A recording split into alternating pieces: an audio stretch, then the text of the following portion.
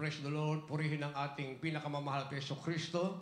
Una tigit sa lahat ang pinakamataas na pagpupurit, pasalamat, kaluwalhatian at kadakilaan ay tanging lamang sa ating Diyos na buhay at makapangyarihan, walang iba sa ating pinakamamahal na Yeso Kristo. At ako po'y nagpabot ng dobling paggalang sa ating pong beloved na Evangelist Weldy Almeida, the end-time prophet of our loving God, na kailan may hindi natin malilimutan. At patuloy po natin inaalala mga turo't aral ng ating beloved Almastal Pastor, our beloved Mama Del. And also I would like to give respect and greetings to all Almeida family, sa ating mga ministers, kanyang pong mga loved ones, magandang gabi po. At sa inyong lahat, purihin ang ating mahal na Panginoon. Way back 1989, mga binabah, na ako po'y makarating sa gawain ng Jesus Miracle Crusade kung kailan o kung saan September 27, way back 1989, alauna na madaling araw. Ako po ay iinom ng lason sapagkat naging sibir ang aking karamdamang keto. Sa loob ng 2 taong medication with doctor supervision, mga minamahal, sa aking pag-asa ako'y gagaling, isa lang pala ang sasabihin ng aking doktor na ako'y walang pag-asa at kailangang itapon sa leprosaryo. Kaya ako'y nagtatanong, mga minamahal, nasaan ang bunga ng aking pagsisikap? Nasaan ang Diyos na aking tinatawagan? Dahil sa bahay namin ay napakaraming Diyos, mga minamahal, sapagkat ang aking nanay isang kapampangan. At meron kaming padasal every Sunday, mga minamahal, sa kilalang simbahan sa Manila. Hindi kami mawawala ting Biyernes, mga minamahal. Subalit, ako'y nagtatanong, nasaan ang Diyos? Ako'y nag-isip ng isang tanging kasagutan, mga minamahal, para wakasan ang lahat ng paghihirap sa aking buhay. Ang ako'y uminom ng lason at magpakamatay. Subalit, bago ko yan nagawa, mga minamahal, sa aming lamesa, sa ibabaw ng aming table, ay meron akong nabasang isang paanyaya ng ating mahal na Panginoon na nakalagay ay Attend Jesus Miracle Crusade. Sapagkat sa buwan ng Nobyembre, mga minamahal, the month of November 1989 ay isasagawa ang 10 araw na kusada sa dako ng Luneta Grandstand. Subalit September 27 na yan ay aking mabasa alauna ng madaling araw. Sa aking kalagayan, kaiisip, bakit ganito ang aking buhay? 3 buwan po ako hindi makatulog, 24 hours, mga minamahal. Halos mawala ako sa aking sarili. Subalit nung aking mabasa ang paanyaya ng ating pinakamamahal na Panginoong Kristo, ako po'y nagtaka sapagkat ako'y nakatulog at ako'y nang magising ay mataas na ang sikat ng araw. At aking binalikan, mga minamahal, ano yung aking nabasa? Ang aking nabasa ay paanyaya ng ating mahal na Panginoon. Kaya dali-dali ako nag-ayos ng aking sarili, mga minamahal, at ako'y pumunta sa lugar na ito. Diyan po, mga minamahal, sa main entrance, sa aking pagdating pa lamang, grabe ang salubong ng kapangyarihan at presensya ng ating mahal na Panginoon. Walang katapusan ang aking pag-iyak, mga minamahal. Sa katotohanan, hindi po ako umupo hanggang sa natapos ang service. At ang ating beloved Almastal Pastor, our beloved Mama Del, siya po ang tumatayo sa altar call upang tawagin ang mga baguhan. Kaya nung imbitahan ang mga baguhan, unang-una akong tumakbo sa harapan, mga minamahal. At pagdating ko sa harapan, ang aking nakita sa tent ay isang taong nakaluhod. Hindi ko pa kilala ang ating beloved Honorable Evangelist Weldy Almeida. Ang nakatayo sa harapan ay mga preachers, mga minamahal. Sabi ng isang preacher, ano ang iyong karamdaman? Sinabi ko kagad sa kanya, ketong ang aking karamdaman. Pagkatapos manalangin, mga minamahal, pinalayas ang karamdaman, ketong. Meron akong naramdaman kaiba sa aking katawan, mga minamahal. At tinanggal ko ang aking jacket, mga minamahal. Aking napatunayan, wala na pala ang aking karamdaman, ketong. Kaya sa millions pinagaling ng ating Panginoon. Isa ako sa pinagaling, mga minamahal, na instant healing ng ating pinakamamahal na Panginoon. Dumating akong may ketong, umalis akong walang ketong. 35 taon na lumipas sa aking buhay. May faith hanggang rapture. Ang ketong na gumaling sa aking katawan na inalis ng ating malapit kailanman ay hindi na bumalik pa, mga minamahal. At lumipas ang panahon, ako'y nangarap, mga minamahal. Isang buwan, mabilis ang aking recovery. Physically fit na ako, mga minamahal. Inisip ko ako'y magtrabaho na lamang. Hindi ko balikan yung aking negosyo. Dahil kung ako'y babalik sa aking negosyo, mga minamahal, mawawalan ako ng oras para sa ating mahal na Panginoon. Subalit, ng aking sabing ako'y magtatrabaho, ang lungkot na aking naramdaman ay kagaya ng kalungkutan na ako'y ay merong keto.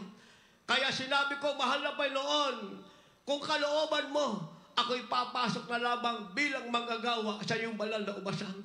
Nung nabanggit ko ang salitang manggagawa, mga minamahal, sapagkat nag-overnight ako mag-isa sa aming tahanan, pagdating ng alas 6 ng umaga, at saka ako nanalangin, at nung mabanggit ko na ako'y magiging papasok na lamang bilang manggagawa, bumalik yung aking galak. Grabe ang aking galak, mga minamahal. Subalit, hinintay ko pa ang 1 taon bago yan magkaroon ng katuparan.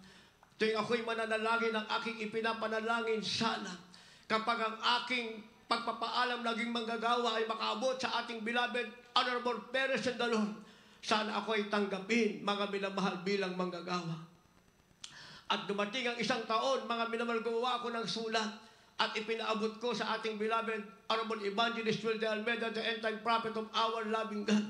Ang aking sinabi sa mahal na Panginoon, sana kapag kausap ko ang aming mahal na pastor, puro oo lang ang kanyang sasabihin. Kaya nung mabasa yung aking sulat at ako'y pinatawag, ang sabi sa akin, ano ang kailangan mo? And that is the very best time, mga minamahal, na makausap ko ang ating iginagalang mahal na pastor. Na ako'y tanungin, ano kailangan mo? Ang sabi ko, mahal na pastor, kung loobin nawa ng ating mahal na Panginoon, nais kong maging manggagawa sa banal na ubasan. Ang sagot lang sa akin ng ating iginagalang mga pastor, oo. At kung loobin ng ating mahal na Panginoon, sana po makapag-ayuno ko ng 10 araw. Ang sagot pa rin sa akin ay oo, mga minamahal. Kaya January 4, 1991, nakarating ako, mga minamahal, sa pastoral house bilang under observation na isang manggagawa. At mga minamahal, sabi ng ating beloved Mama Dear na 3 months under observation kung ako ay papasa. Ang aking trabaho, mga minamahal, ay dishwasher sa gabi. Kakain ako sa gabi lamang, mga minamahal. Subalit ako po ay nagtaka dahil unang araw ko, unang umaga, dumating ako ng hapon, January 4, January 5, mga minamahal, umagang-umaga ako po ina-assign sa pray-over. At pagdating ko ng tanghali, mga minamahal, nakalista naman ako sa carpentry. Carpentero po ako. Pagdating ng gabi, mga minamahal, doon ko gagawin yung aking tungkulin bilang dishwasher. Grabe ang aking galak ng puso. Mga minamahal, parang napunta ako sa isang maliit na lugar, pero wala na akong hahanapin pa. Nandun ang lahat ng aking kailangan. Ang galak ng aking puso, hindi ko may paliwanag, mga minamahal. At doon, unti-unti, mga minamahal, nakilakon ako ng lubusan ng ating mahal na magulang sa Panginoon. Yung mga kwentuhan lamang ng ating ginagalang pastor ay bumabangon upang tikin ang mga magagawang natutulog.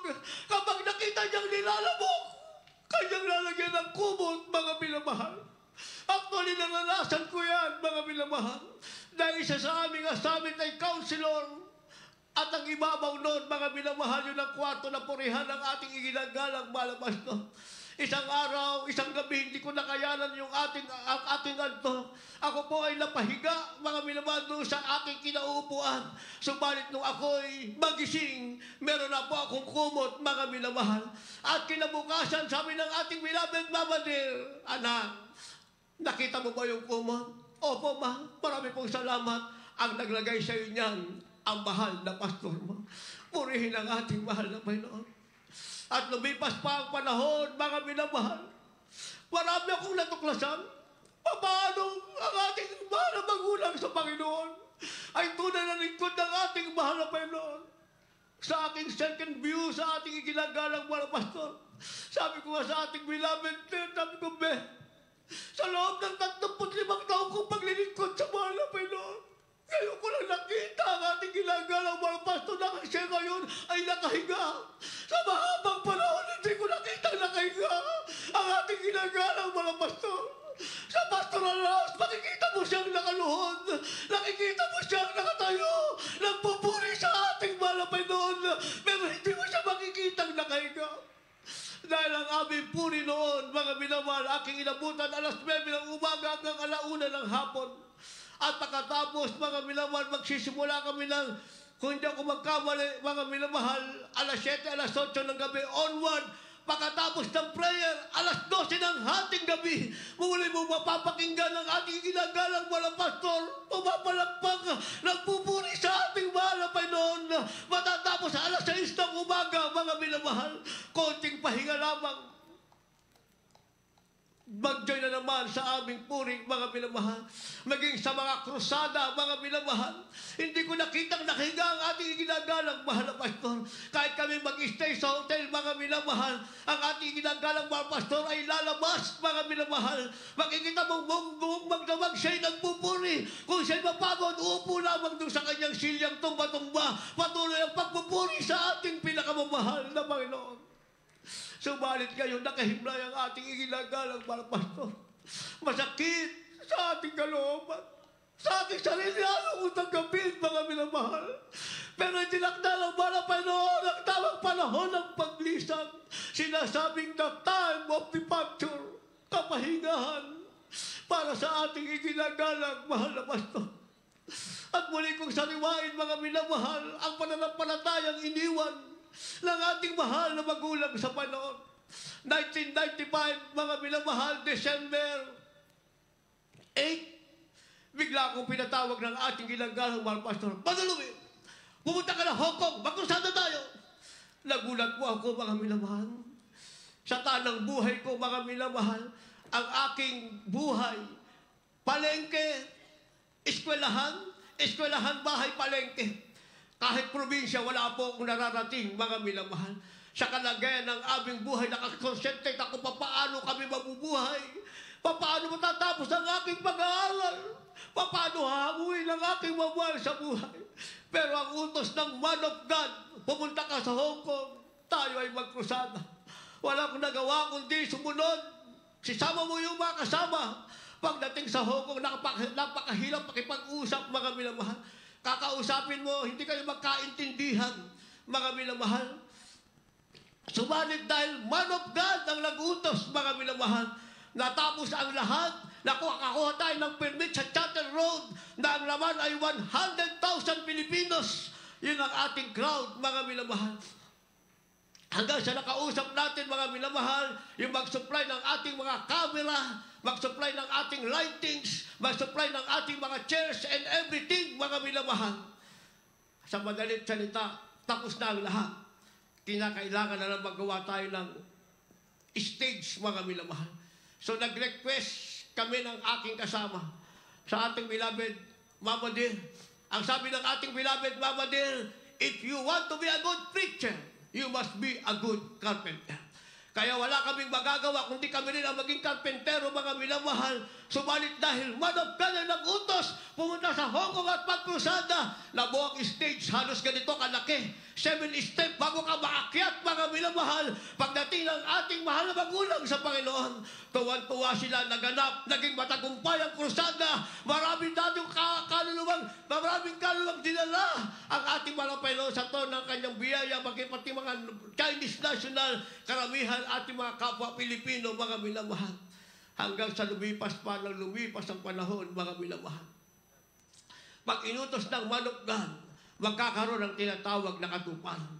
Isang araw, inutusan kami ng ating iginagalang mahal pastor, yung aking kasama, ating beloved Brother Parola. Puntahan niyo yung ating kapatiran after ng overnight prayer, mga minamahal. Subalit napakalakas ng ulan, wala kaming masakyan, baha, mga minamahal. Pero utos ng man of God, kailangan makarating ka kung saan ka niya papupuntahin. Kaya pinara namin yung truck, mga minamahal ng bakal. Kami nakausap sa driver kung pwede sana isakay. Kahit doon na lang kami sa ibabaw ng mga bakal, mga minamahal.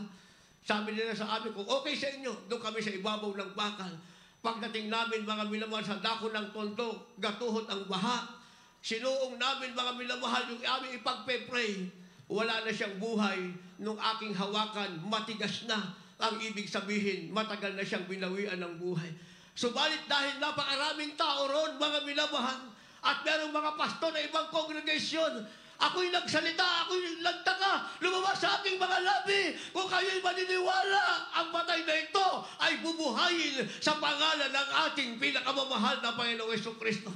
At pagkatapos manalangin, ang patay ay nabuhay, humingi ng gatas, mga minamahal, ang lahat ay nagtaka sa kapangyarihan ng ating pinakamamahal na Panginoong Jesucristo. Kaya sa ating pinakamamahal na Panginoon, walang imposible. Alam natin tayo nasa katotohanan, hindi mababali ang lahat, mga minamahal. Kung paano ipinangaral si Abraham, si Isaac at si Jacob sa kanilang pangako, mga minamahal. Ang mga Israelite na tinuruan ng mga naunang man of God na sumunod. Kagaya ng tatlong Kristiyano, si Shadrach, Meshach at Abednego at si Daniel, mga minamahal. Ang Judah ay nabihag ng 70 years ng limang malulupit na hari.